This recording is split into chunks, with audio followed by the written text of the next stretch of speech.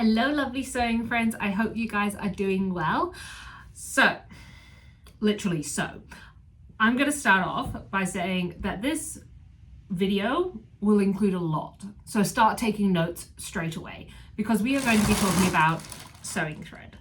Now keep in mind that this is just what I brought to sew temporarily in my sewing studio, because with sewing thread, right, you can use it so many different ways and for so many different things and so many different uses. For example, okay, let's just start out of the box, literally, box. I've got my Gütermann sewing machine thread, right? Now, when I first started sewing, my teacher, who wasn't a nice person, but anyway, recommended Gütermann sewing machine thread. And I think that is one of the most useful pieces of advice she ever gave me, which is get good quality sewing machine thread. Because what you don't want to do is sew up your amazing garment and then have the seams start to fall apart because of bad thread. So that is why I always use Gütermann polyester thread. Now, because I like to sew my garments sustainably, polyester thread, probably not the best option. However, Gütermann actually has a range of sewing machine threads. They have a cotton, which I do have. They have a recycled polyester, and then they have the polyester. So they've got a range of sewing machine threads. I just obviously have a lot of threads that I can work myself through. This is one of them. This is one of the recycled ones. You can see there's a green bit on the bottom to kind of distinct it, make it different from the regular polyester. But one thing I get from the sewing community is, how can you call yourself a sustainable sewer if you're using polyester thread, might I add? Just because, yes, there are great alternatives, but it's better for me to use what I already have rather than going out and buying a whole bunch of new cotton-based or recycled polyester threads, because literally all of these threads I've either got gifted from friends, I have bought for very specific sewing projects, or how else did I acquire thread? I often find them in charity shops as well. However, let's try and stick on topic, because I do actually have a list of things I want to cover in this video, and I am known for going on tangents. So let's talk about thread quality. So when you first start sewing, if you've never sewn before and you want to start sewing, do not skimp on good quality thread. Literally, Gütermann can be like $5 a spool of 100 meters, and it is, I swear to God, such a great investment in your sewing, because with a good quality thread, it actually stands up to the tension that is in your sewing machine. So I've got my sewing machine right behind me.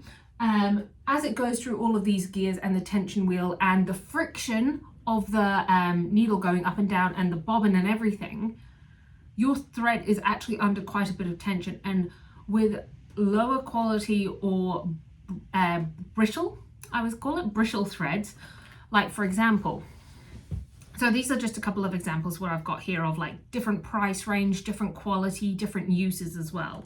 So I have obviously my Gütermann.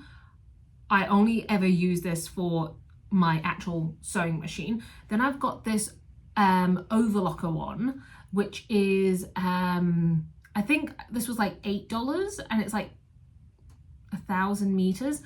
This is $5 and it's 100 meters, right? So instantly as a beginner, you'll just go, oh, I'll just go for the cheaper one.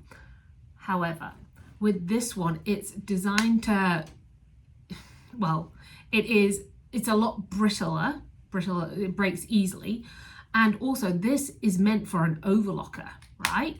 And that's why it breaks so easily, because it's supposed to be paired with other threads. So for example, this would be paired with like how many, 3 to 4 other threads like this. And the reason is that like overlocker threads aren't structural, whereas these ones are. So you really want a strong, durable Gütermann polyester-like thread for going through your sewing machine and also doing your basic seams. Because how annoyed would you be, right, if you spent ages sewing a garment, you love it, and then over the course of a year it starts to break at the seams? That will be what happens if you use a more breakable thread at the seams. So please just use a good quality thread for your main seams, right? What else was I wanting to talk to you guys about? So, right, when you are sewing, I will only ever use this type of thread for my final garment. I won't use it for the toiles. So, a toile, if you don't know, is like a mock-up of the garment you're making. I've got my toile here. I actually didn't plan this out. That's a shocker, isn't it? So a toile is a mock-up in a really cheap fabric. And this is where I use up all of the end little bit of my thread. For example, I'll use that on my toile because I'm not gonna be able to make another garment out of just that, am I? So I'll use up things like that. I'll also use up like random bobbins and stuff. So I'll use these threads on my toile, no problem, right? Making toiles is a great way to use up your little bits and bobs of your sewing thread, and also it clears out your stash of threads, because what you don't want is it's not good to keep lots and lots of threads because they do expire. It doesn't sound like threads would expire, but they do. Their quality disintegrates over time. We'll get into that because tangents. But you'll actually see on this garment here, I use here is like an electric blue thread, and then on the back is like a sage thread. So this is a great way to use up those extras. And when I was at university, I studied fashion for 4 years, I actually did use these overlocker cones. So this is what they normally look like. You can find these in like any kind of hobby shop or, fabric shop. These are more specialty colors, so I got these online. You can find these anywhere. These overlocker cones come in, they come in like normally a pack of 4. And I used to use these on my toiles when I was at university because I actually didn't have enough threads to use them on my garments. Another great way to use up some threads is when you're doing gathering, right? So when you sew lines of gathering, like basting stitches, you do take the thread out once all the gathers have been done and sewn into the final garment. You do remove the threads. Now, this is a really good kind of like exception to the rule. So when I am sewing gathers, regardless of whether I'm using the train tracks method or the like pinch method, both of those you can find on my Instagram. They're great, if I do say so myself. I will not use like an overlocker thread cone. No. Because they are designed, well, not designed, but they do break a lot more easily. Gathering involves scrunching up that thread, scrunching up that fabric using the thread. So if you've got a really weak thread like that, it's just going to snap, and that's just no good. So instead, what I will do, and I'm so happy with myself when I think of these kinds of things, is what I will do is I'll use a thread that, number one, is contrasting to the fabric that I'm gathering up, so it's easier to remove, but also I'll use up a color that I'm very doubtful I will ever use, right? Now, this is a bit of an anomaly. Or, for example, I'll use up these kinds of bits as well. You do not want to use a poor quality thread for when you're doing something that involves the thread being under pressure, like with gathering. I will use a contrasting high quality thread like this one. So I think I got this in like a pack of like 8 threads, right, that I was gifted. Thank you very much. But I know I don't wear this color. Highly doubtful I will ever use this color more than 100 meters worth. So I will use that as my thread for when I do a gathering or Twiles, because then it actually gets used up and doesn't just sit in my stash. When I moved from New Zealand to Australia, I got rid of like 98% of my thread stash because 1, I didn't need them. 2, like they're better off with other people rather than sitting in my stash. But also, like I said, your thread does expire, air quotations. So when you get your thread, I would say it has like a 10-year shelf life, for example, because the fibers disintegrate over time, but also it depends on how you store your thread, right? So because I'm in the process of moving and everything right now, my thread is in plastic bags and this box, just for ease of movement. However, when I was in New Zealand, I actually had my threads. See if I can, yeah. So the way I store my threads, this is very personal to me. You know when you ask a personal question, you're just like, that is a bit personal. Storing my threads, right? Every sewist in the community is different, right? Some people like to store them in a drawer, like hidden away. When I was in New Zealand, I really like to display my threads. What I had was a frame, and then I put hooks in the backboard, and then I hung them up, because I also like to store my threads with them being paired together like this, right? So what this is, right, it's made up of 2 parts, right? So I'll just pop that down. So I also hate it when I'm sewing a project with a very specific color. It's usually a blush or like it's a blush or a terracotta color. And then I put the threads and everything, that project's finished, all good, put it away. But it's a color I will regularly use. And then I go to sew that fabric again and I cannot find one of these 2 pieces. So to combat that, I've got my bobbin here, right? And then I've got my bobbin clip, right? And then I clip that onto the bobbin. That secures the tail, mostly. It secures the tail so it doesn't all unwind. And then I put these 2 on top of one another, like so. And then I've got this pin here. And then you just kind of shove them together like that. And it does that. And it's brilliant, because what I would then do is hang this on my little board so everything stays together. And also my threads are so beautiful, there's so many gorgeous colors, I wanted to display them, right?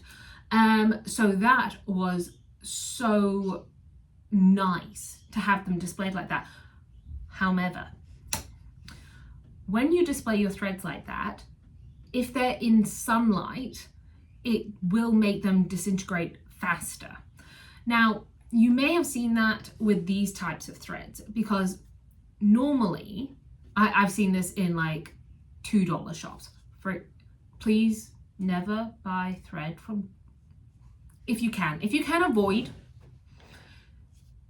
do not buy your thread from $2 shops, because more often than not, it's not the best quality, but also it's probably been sitting around for a while and the sun's got into it. So you may pick up like these kind of overlocking cones and the plastic has cracked and you can kind of pull it away, and like the first like probably 2 or 3 mils of your cone is going to be unusable because it's disintegrated essentially, and it's not going to be good for your machine. Your seams won't be so good. So just kind of, it's so much better to get one spool of good quality thread than 5,000 meters of breakable thread, essentially. So I normally store mine in a drawer. When I was at my old apartment, I stored everything in a drawer, and that was good. However, it wasn't organized, and I swear to God, no matter how many times I organize my thread drawer, it always ends up a mess. Always. It's like a pantry. Like, you have the best intentions, but it never really works. So find what works best for you. Same with storing fabric. Always find what works best for you. And it may not be aesthetical, but as long as you keep it somewhat organized and somewhat in, like, I personally like mine being in colors. So go with what works best for you, and don't let anyone tell you that it's wrong, because it's not, right? Now, the next thing, because we were talking about thread quality, is I want to talk about the different types of threads, right? Because you may think, oh, a thread is a thread is a thread. No, no, no, no, no, no. So when you start sewing, you will often start off with something very beginner friendly, like a polyester, right? But as you gain your sewing skills and your sewing confidence, you will eventually graduate into a different range of sewing threads, for example. So if I was sewing something very beginner friendly like this cotton, a cotton thread is great. A polyester is great. Like, it's a pretty basic kind of fabric to deal with that most general universal thread types will do. However, when we move on to more specialty fabrics like a silk, that is where you need to take into consideration the weight of your thread, and also you need to pay a bit more attention to the quality of your thread. So when it comes to sewing something like a silk, I would recommend you buy something like a silk's thread, right? Now, matching the thread type to the fabric will give you a much better finish on your stitches, but also it will not affect the weight of your fabric, right? Now, you're like, oh, like, you know, the weight of my thread won't affect the weight of my fabric. That is where you are wrong, because that's what I thought, and that's when I was wrong, right? So when you are sewing, your thread interacts with the fabric, and it will have an effect.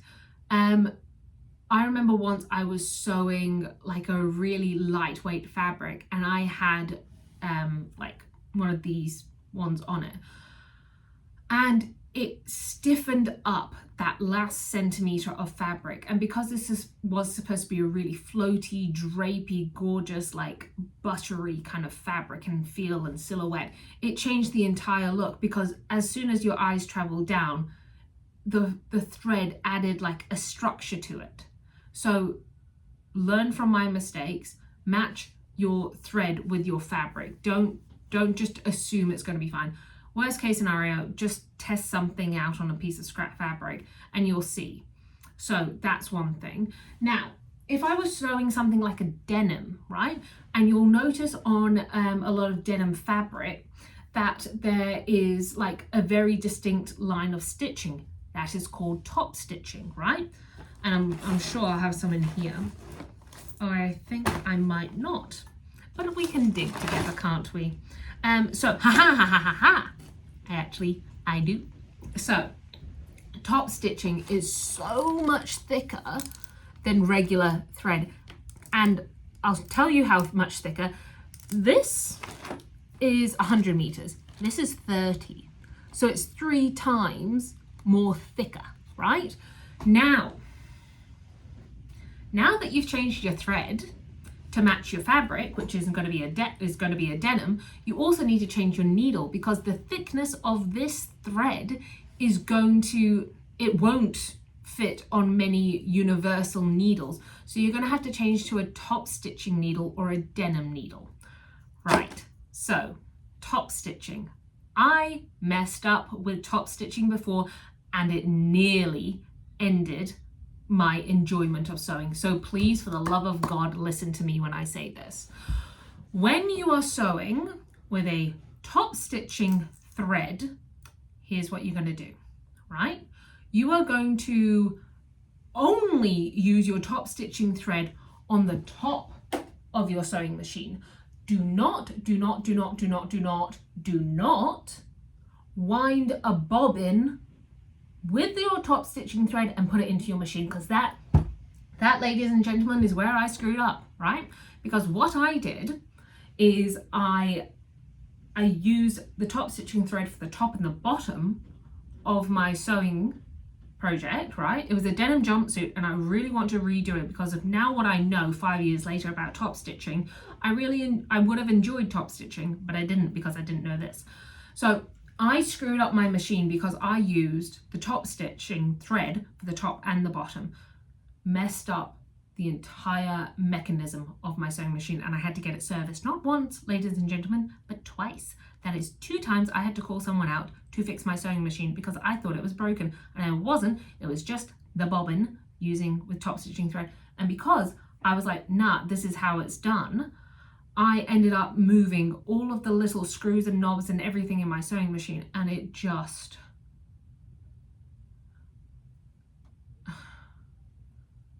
So, if I were you and you want to try top stitching, first of all, try it out on a scrap piece of fabric. Second of all, only use this as the top thread and then wind a bobbin of a similar or contrasting color, if you so choose, for the bobbin. So avoid that mistake with top stitching. So that's that. What else is on my list I want to talk to you guys about? Thread quality, we've done that. Storing your thread, all good. Different types of brands. Let's talk. Oh no, actually, while we're still on threads, right? I this week got a new type of thread, this one right here, and I've never used this type of thread before, and I'll tell you why. It is because it is not for my sewing machine. Instead, I have actually been doing some leather work this week, and I've been working on a backpack, right? And so what I've been doing is hand sewing this backpack, and it's actually really fun. I've really been enjoying it. But in doing that, it exposed me to a new type of thread. This is a waxed thread, right? So it's a standard sewing, it's not a standard sewing thread, but it's a normal thread, and then it's got wax on it. It's really different because as I'm so sorry, it's black thread on black leather, but you get the idea. It's different, but it's also really fun because the way I have to sew this is from like, you do one way and then you do the other and then you pull it together. It's really, really fun. So I've been enjoying that.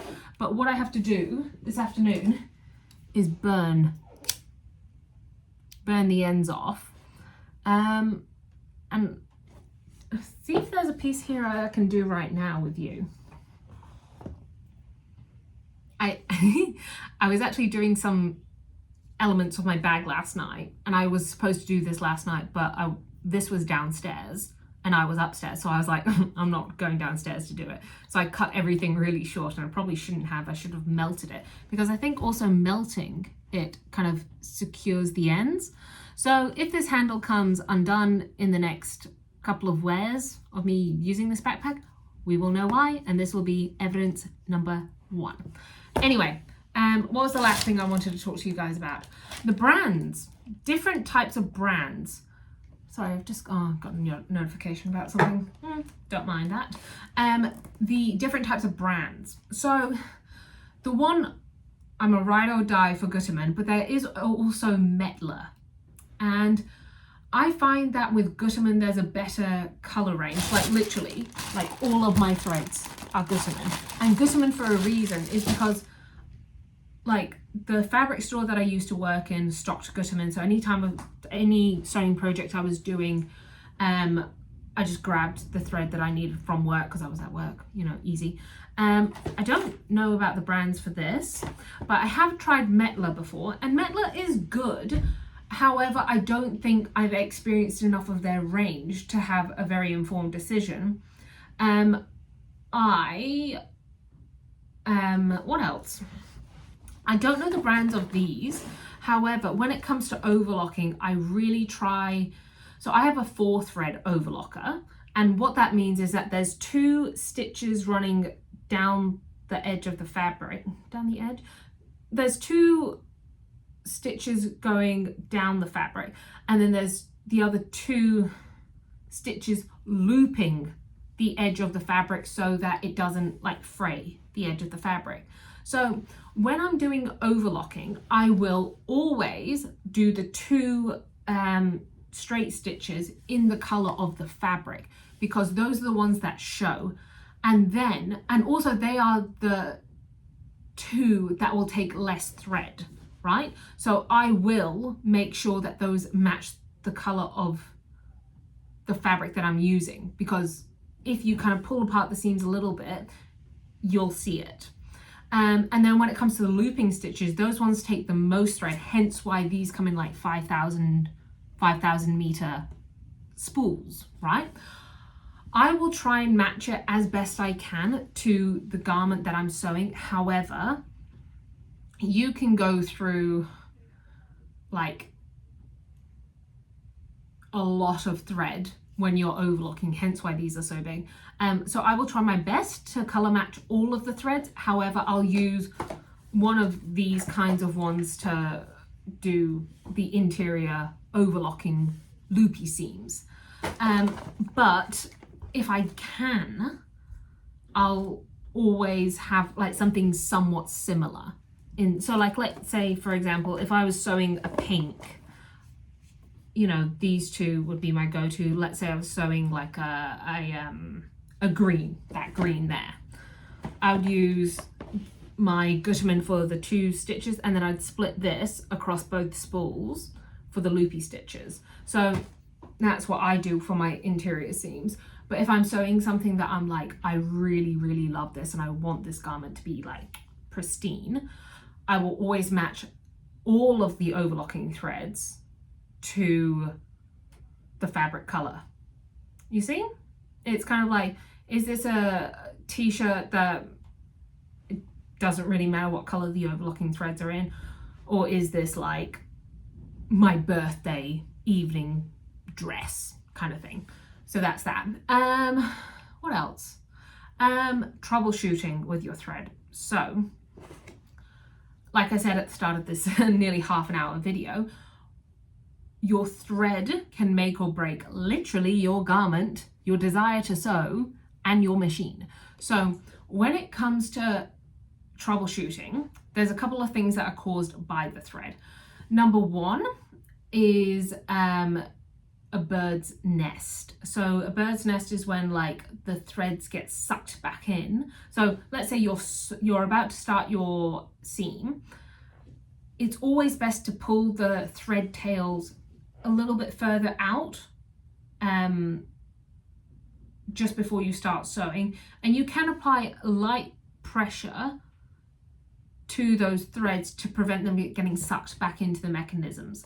So a thread nest is where all the thread gets sucked back in, and it will kind of form a knot on the underside of your fabric. So to avoid that, hold the threads out the back of the sewing machine when you start sewing. Another thing is tension issues. So like I showed you before with like this thread, it's a lot thicker. So you may have a little bit of a tension issue if you're sewing with a different type of thread that you may not have experienced before. So always test out a scrap piece of fabric before you sew on your final fabric, because you don't want to start sewing on your final fabric and go, oh, like if I just turned the dial like a 1/4 inch to the left or to the right, it would have been perfect. But now I've got like little bubbly stitches. Skip stitches as well is caused by the positioning of the needle, I have found in most cases, or going too fast and you just need to slow down when you're sewing because it doesn't give the the bobbin below enough time to catch the thread to create the loop. So that can be an issue, not necessarily with your thread, but is visible through sewing.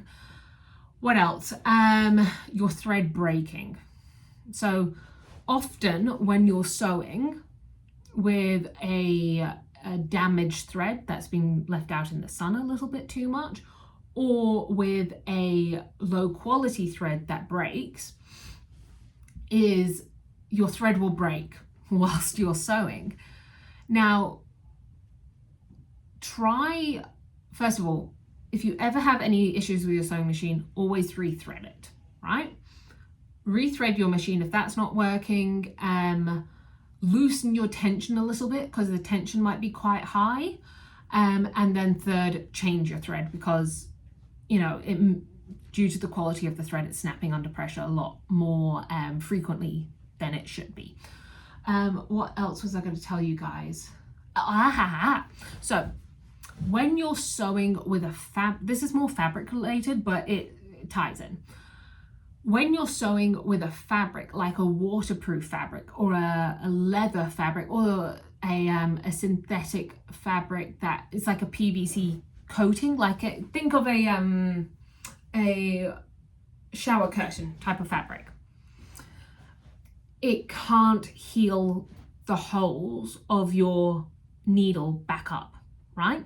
So instead, when you're sewing, it has to be perfect first time round, essentially. Because if it's not, you're going to have to unpick and the fabric won't be able to heal those holes. So when you do sew with those types of fabric, please do a test, because that is when like the little things add up in a sewing project. And last but not least, I think we've lint.